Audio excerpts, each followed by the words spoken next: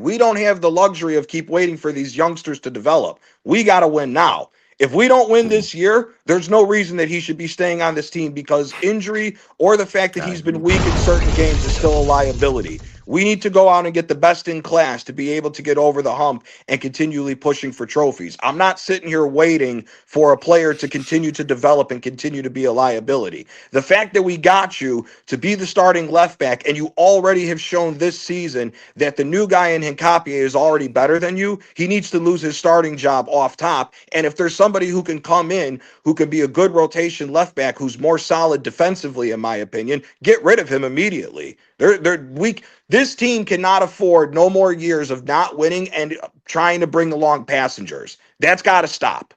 We just talked about Odegaard being a passenger for this team.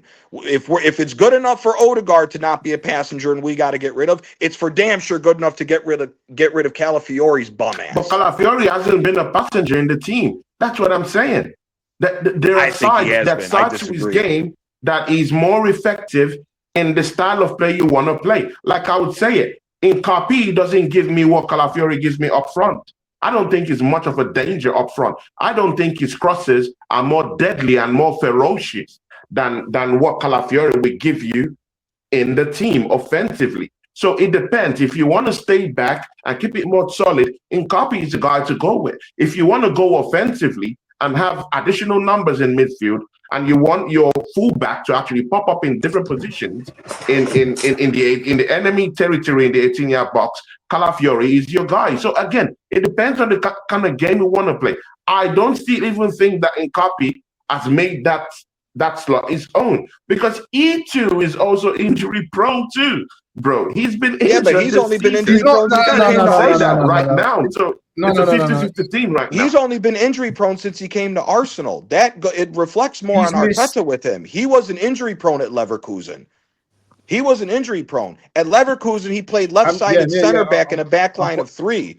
The guy who played left back at Leverkusen was Grimaldo. Within the season. I've got his stats here. Hincapié. I'll show you. Yeah. But he has also missed a couple of games through injury this season too.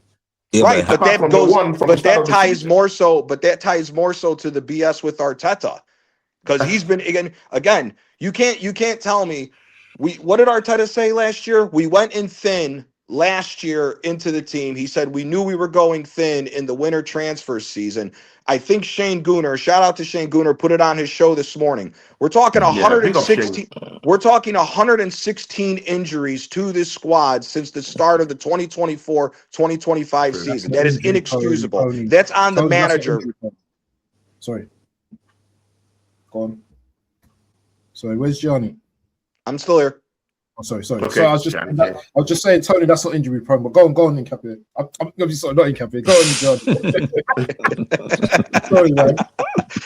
But no, for me, I think the fact that Hincapié has come in and gotten injured is more so speaks volumes to the situation with the training and everything that Arteta's been doing, more so than what it was. Again, at Leverkusen, the man was a workhorse for them. He didn't miss that many games for Leverkusen overall in his career. It's been more so with Arsenal where the injuries have gone up. Yeah. I mean, here, look. Yeah. We're talking 7 days because of coronavirus and 19 days as far as an injury, and that's it. Everything else as far as that, his major injuries are Arsenal. Yeah. So it speaks volumes for more so Arteta. And again, I mean, the situation with Calafiori with injuries, the only thing that I'll give Calafiori the benefit of the doubt is why are these guys still getting injured in the warm-up? If they're injured going into warm-up, they shouldn't be playing. 100%. 100%. True.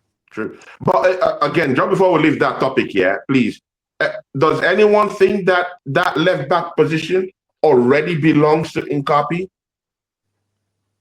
I think so. Everyone here. I think so. Already. Yeah, I think he got an assist against. I think we still need a left back. Yeah, I'm saying between Hincapié and Calafiori, it belongs to Hincapié. If we go out and go get another left back, then yes, it's back up for the draw. Because like what Tony said, yes, Hincapié is more of a solidified defensive left back more than it is a blend of going forward. But we can't. Again, it also ties into the manager.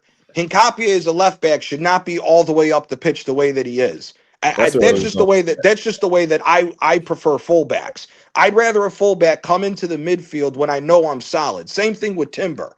I don't want Timber going forward because Timber gets hurt for the amount of mileage that he's running up and down the pitch. I'd rather have Timber and Saliba. I'd rather have Timber, Saliba, and Magalhaes set up as a back line of 3, pushing Hincapie up a little bit to be in the midfield to aid in the defensive part of the midfield, and just take the handbrake off and let everybody else do what the hell they want going forward. You do that, there's much more solidity in the back line, protecting your goalie and protecting us from giving up any goals, and it's more free-flowing football going forward. Well, definitely we've gotten our answers. Yeah, people. See, BBK Sports, we have Wolves coming up on Wednesday. Everyone will have to answer to this. And again, people, it's good that me and Gianni have a little bit of a back and forth. Yeah, that's what the show is all about, people. Yeah, that's what it's all about. Big time energy, and I respect Gianni. He respects me, and it's all good down here. Tony, one thing quickly before we talk on Wolves.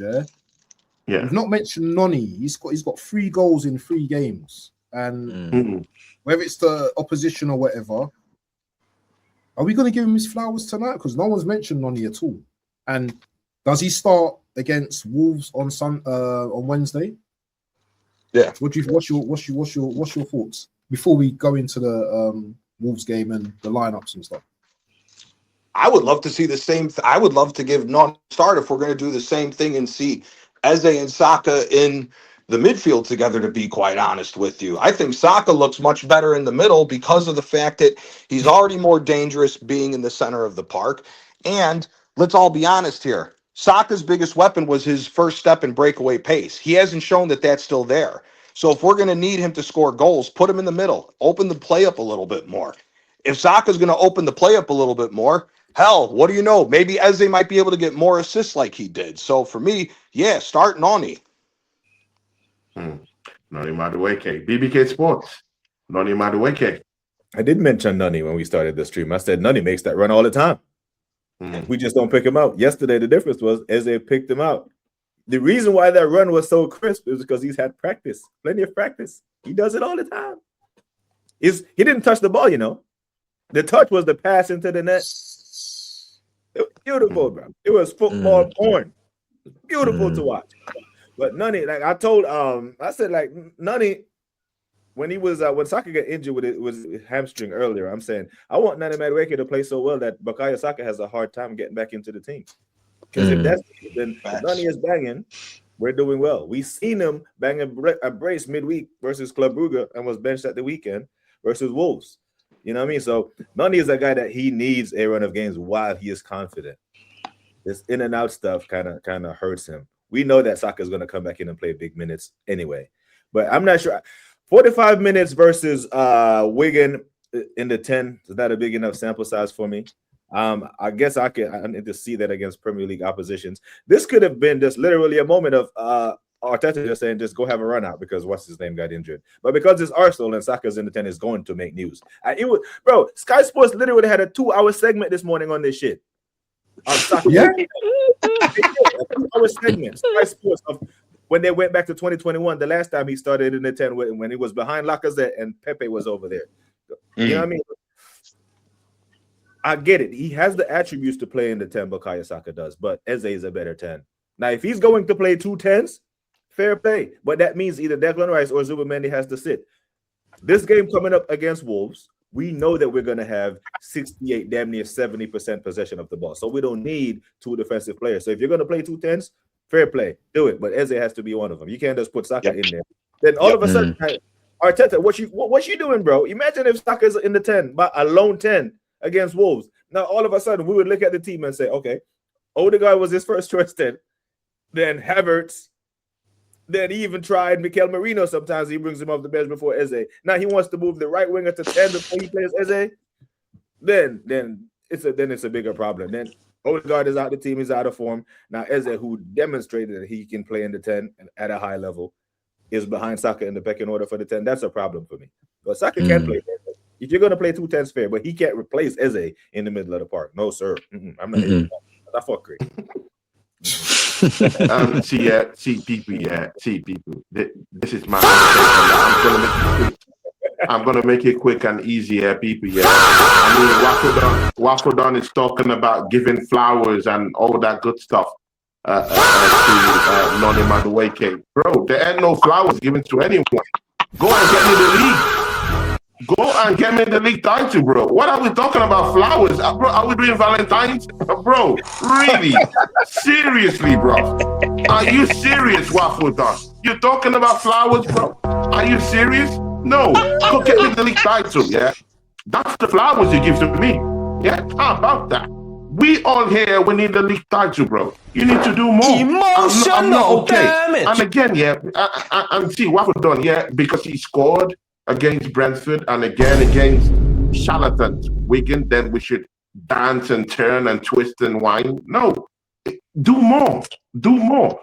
In this game against Wolves, go and prove people wrong. Do it again. Score more goals. Score 2, 3 goals. Let's see it. Because if we're looking at Noni Madueke as a player, yeah, the biggest criticism of this player has been his end product, bro. It has been his end product. Everyone knows he could, those 1v1s, those 1v2s. He takes on these players. Like Bibiki said, he has been making those runs.